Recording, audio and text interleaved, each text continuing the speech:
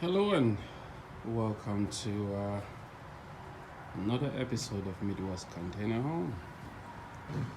It looks like the weather was a little forgiving this weekend, and we were actually able to pour this concrete. So the front yard, aka the basketball court for my son, is now operational. So this is it. That's the finished product. As you can see, I have started to clean up the front of the garage.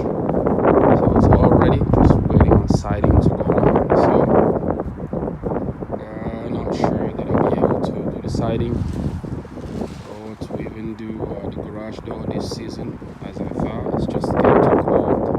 I poured this concrete just in time.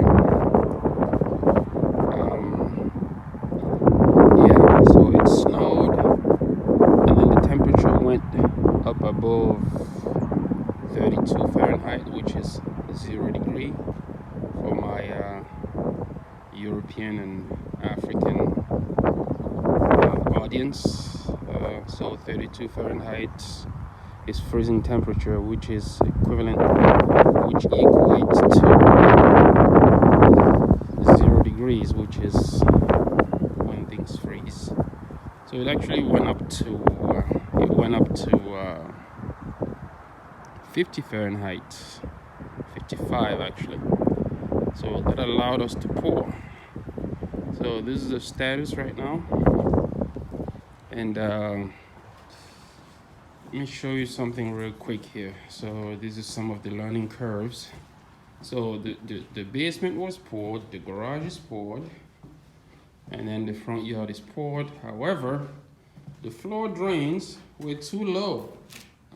I actually had 5 inches of insulation under the concrete because this house is very big. So I must make sure that it is well insulated so that I can manage my utility bills here.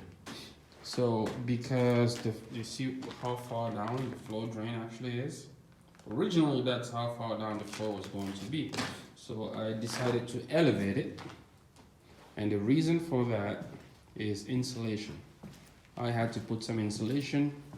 I think in the last video I talked about 4 inches. It's actually 5 inches of insulation. So what we did was we came back and cut the floor around the floor drain all the way down to the pipe. So we are going to readjust and elevate the floor drain so it's not sitting so low. It's about 10 inches low.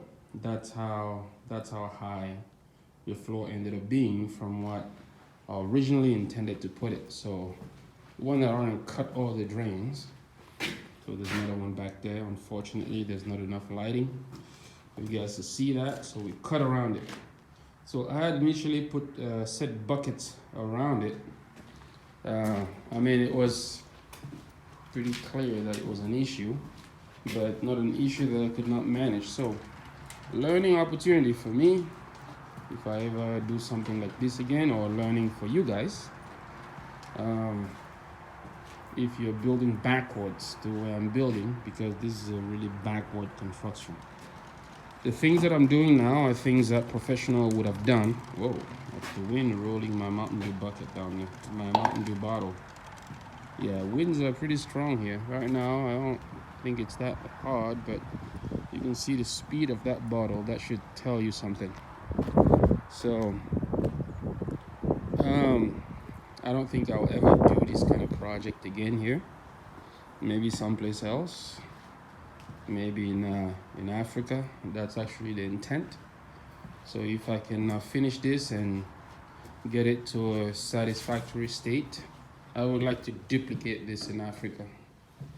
So, but in Africa, labor is nothing. Labor is like cheap as dirt.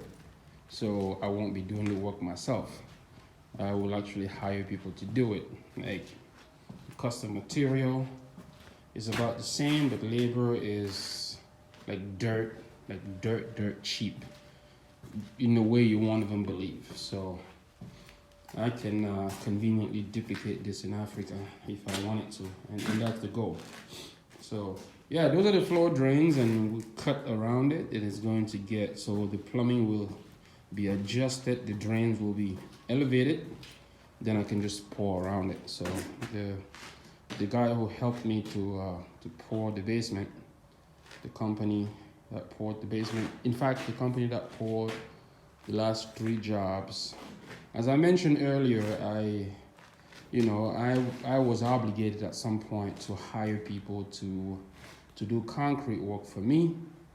I could have done all this stuff, but since I was not in trade, I had some challenges ordering concrete, which in the previous video, I kind of explained that. And I mean, those guys are in business to make money. So if you are in the situations that's going to waste time for them, they won't, they will just dismiss you and move on to those who actually make real money for them. So that's the challenge, which at first, when you first find out, it kind of hurts a little bit, but when you wear your logic hat, you understand it right? It makes sense to you that they are not as comfortable delivering concrete to someone who is in the DIY, who is not in the trade, who is not a professional. So, and I did mention that I didn't like it, but I understood. I understood that, and that's okay.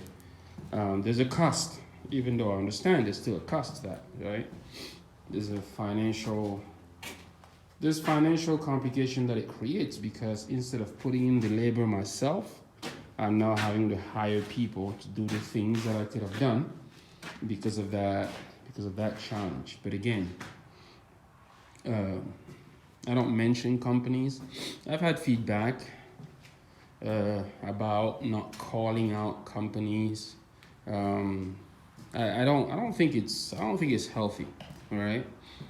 Because behind these businesses, there are owners, all right? They are not really the people making the calls. So I don't think it's relevant actually to call out companies, because behind every company there's a family, Behind every company there's a marriage, there's a loving wife, there are well-behaved kids.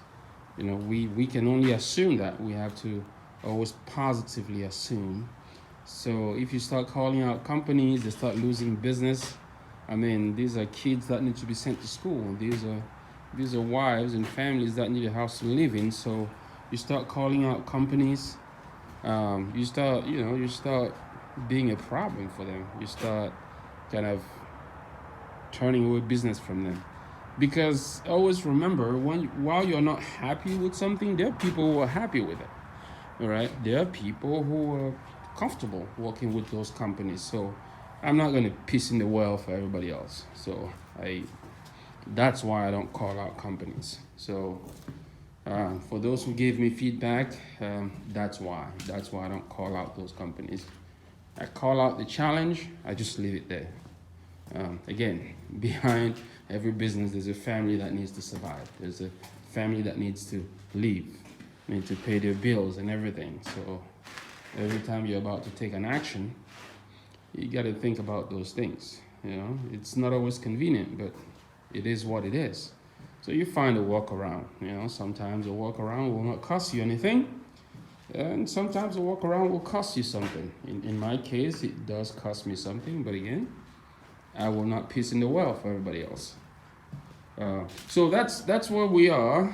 So I need to align these columns and frame around it and make it all nice and tight. The garage, I have the final frame to build and put in, and then it will be ready for the garage door. So I will have exactly the dimensions that's needed for rough framing, which I believe for a 9-foot garage door is 9.4, and I have that dimension. So I will have a 9 foot wide and 8 foot wide. So the middle is a little smaller, so I'm gonna have a smaller door in the middle. It'll all have the same heights because there's no issue with the height. but the width is going to be different. So it's going to be 9, 8, and 9. But I'm cheap, right? For those who've been watching me, I'm a very cheap guy. I don't spend money where it's not necessary. I don't buy something new when I can get it used. So if in the end I see that having all 3 doors as 8 foot is going to be financially convenient, that's what I'm doing. So don't hold me to any projection that I have, because there's a chance I'll change my mind, because I'm pretty confident. I haven't looked at it. I mean, I have a ballpark idea of how much it costs to have garage doors purchased, but I don't know exactly what that difference is. I mean, difference of $20, yeah, I'll go ahead and do all the same. But if there's a difference of more than $20, I'm getting between 8 foot and 9 foot. So if the difference is more than $20, I'll go ahead and have all 8 foot garage doors. So yep, that's how I operate. Those who know me know that I'm cheap, real cheap, in a way that is not even funny. So, but it works for me. So that's the update today. It's good. My son started using the courtyard, because as you can see, he has his full court, not conventional dimensions, but it's a full court with 2 hoops. He can practice here now, because I don't believe in playgrounds. I don't take my son to playgrounds. So I had to find a way, especially because he's been very helpful here. I had to find a way to give him a private court where he could practice. So, well, instead of him going to meet his friends at the playground, which I don't do, I don't believe in that. It's just an environment where you lose control, and some of the language that's used in the playground, that's not what I want, at least when he's not at a certain age yet. So I gotta shelter those kids until they get to a certain age, but then you cut them loose, but at least you gotta protect them until it's time to let them out in the world. So that's why I had to get him a private court, so he can practice here. His friends can come hang out here, even when it's still a construction zone. Yeah, so that's what it is. So the retaining walls all around, you can see blocks already stacked on the side. They will go up by about 50 inches, give or take 5. I think 45 inches, that's 4 rows, 4 stacks of blocks. Another one which is 8 inch high, that's gonna give it about 50, a little more than 50. That's gonna give us a little wall of not really privacy, because here privacy is not really necessary. The space is already private as it is. So when I was looking for land to build my family home, I wanted a back lot. A back lot means that it's a lot that is not in front of the main road. I want it to be behind. I want it to have a house that when you turn on the driveway, unless you're coming to my house, chances are you're not going to take that driveway, because from the street it's a private driveway. And that's exactly what I got. I do share that driveway, however, it's an easement. I do share that with my neighbor, which I need to give a shout out to my neighbor, because it's the best neighbor you will ever dream of. I'm telling you. This is a guy who helps me when I'm stuck, literally stuck. So my vehicles, I've been stuck here multiple times. He came here with his tractor to pull me out. He's come here with his tractor to send things in the patio, like to send to lift and place the power trowel on the patio deck when I was pouring. He did that. He's done a bunch of stuff, and the day I met the guy, he started helping me. When I met him, the first day I met him, my battery had gone out. We had just purchased the place. I came here with my kids to plant some trees. I hadn't met him yet because I hadn't gone to his house to introduce myself yet. So that day was the day I actually went to his house, and My battery was down because when I came, I left the key inside, and the kids flipped the key over to turn the radio on and to turn the cell phone charger on, and it just emptied the battery. That's how that's how we met. And he came to jump me, and that's how we met for the very first time. And he's just being very supportive, and that's one of the neighbors who actually built. I think I've mentioned that before, that my neighbor built his own house. If you think what I'm doing is innovative, you should see images of him building his house. It's very innovative the way he built his house, and I'm talking about perseverance. I'm talking about having a vision and executing it. That's that neighbor. And I also have other neighbors. I'm in a good neighborhood, nothing to complain about. Everybody's nice and supportive. All my other neighbors have been here to help me one way or another. So I kind of got lucky there. I know there's some horror stories out there, people who end up in places where they regret. I don't see that. I don't anticipate that based on what I've seen so far. There's no indication that we're gonna have any problem in the future. So for that, I am grateful. For that, I'm thankful. I mean, so shout out to my neighbors. Shout out to all the people around me who've been supportive and who have tolerated such a weird, just a new and funny construction site around them. Because again, there are horror stories about people starting to build stuff like this, and they get trapped by their neighbors. They have to abandon, they have to stop, they have to change. I have not had any of those issues. My neighbors have been supportive of my idea, of my vision, without even knowing what it would look like. Right? I just think I'm lucky. I didn't do anything to deserve that. Yes, I know some of you guys out there will say, well, none of their business, right? But the reality is, you get somewhere in someone's backyard, even if you own the land, you start doing something that may threaten the value of their house, right? That's what you would think, unless you understand someone's vision.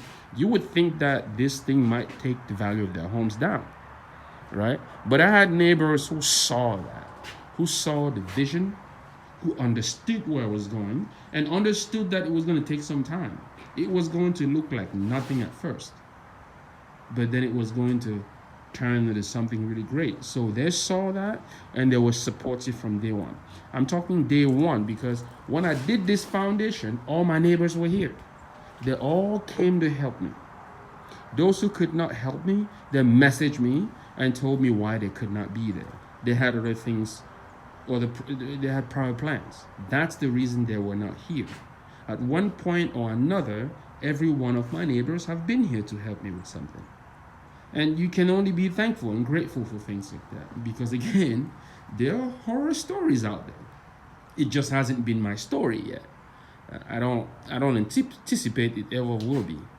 So I just want to give a shout out and thank and appreciate my neighbors, and kind of share with you guys what's happening. I know you've seen this. The last thing you haven't seen yet is this concrete front yard, aka the basketball court for my son.